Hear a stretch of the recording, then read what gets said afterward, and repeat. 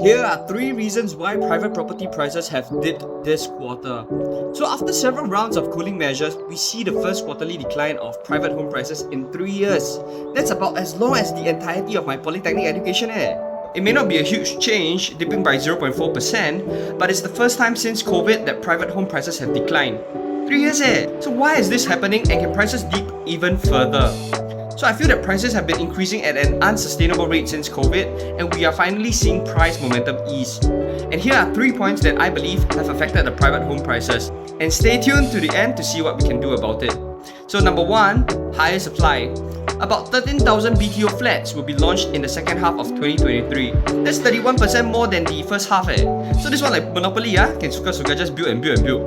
On top of that, there are about 19,000 condos that will TOP this year. So this means that there will be immediate homes available for people to move into or made readily available in the resale market.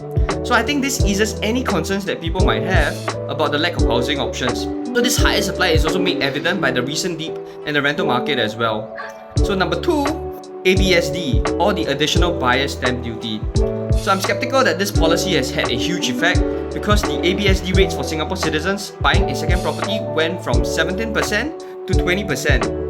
Because in comparison, I feel that ABSD targets mostly the foreigners, where they now need to pay 60% in ABSD rates from the previous 30%. However, I do feel that this is just a knee-jerk reaction, as foreigners buying Singapore properties are in very small percentages, and that it's mostly investors just banking to see if prices will drop any further. Number 3, high interest rates coupled with high inflation.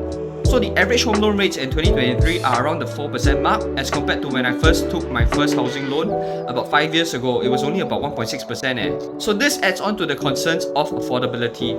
If you were to include inflation, where a single tray of eggs now costs you $3.40, I believe upgraders are more fearful of such large commitments and are now slightly more conscious. So having said all that, would this be a perfect opportunity for you to step foot into the private property landscape? While everybody's situation differs and a solution might not suit everybody, here is one advice you might want to take.